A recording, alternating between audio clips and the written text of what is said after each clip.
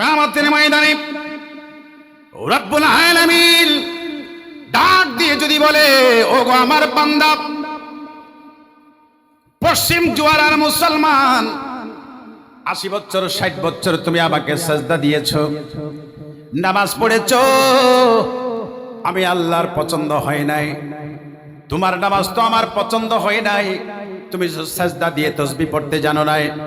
নামাজটা যেভাবে পড়তে বলেছে আমার বন্ধু রাহমাতুল লিল আলামিন, সাল্লু কামা রাআইতুমুনি উসাল্লি, আমার নবীজি বলে দিয়েছেন, ওগো আমার উম্মত, ওগো আমার সাহাবী, নামাজ তো তোমরা জানো না। আমি লাইলাতুল মেরাজের মধ্যে নামাজ নিয়ে আসলাম, তোমরা এটুকুই মনে করেছো।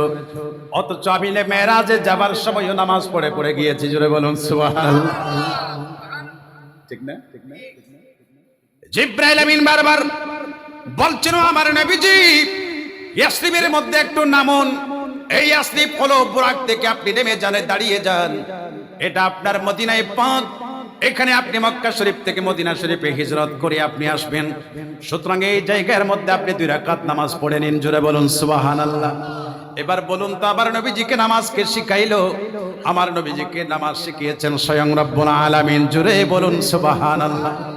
আমরা যদি মেরাজ থেকে শুরু করি নামাজ, এটাও ভুল হবে। কারণ দাকাইকুল আখবারের মধ্যে ইমামে গাজ্জালি হুজ্জাতুল ইসলাম, আমরা জানি আলা হযরত 14দশ শতাব্দীর একজন মুজাদ্দিদ, ঠিক না?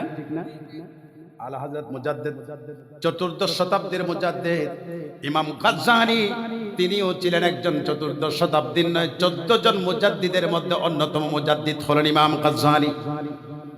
সুবহানাল্লাহ বলবেন।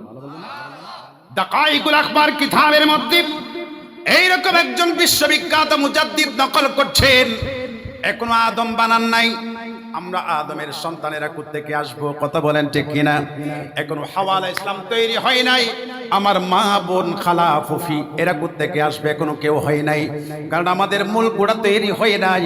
তখন আমার নবীজিকে আল্লাহ দয়া করে বানাইলেন।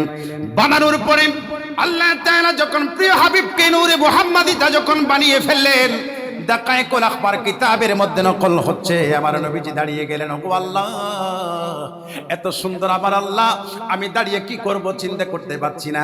মুহূর্তের মধ্যে আমি নামাজের নিয়ত বানলাম। জোরে বলুন সুবহানাল্লাহ। আমরা নামাজের হিসাব পাচ্ছি মেরাজ থেকে।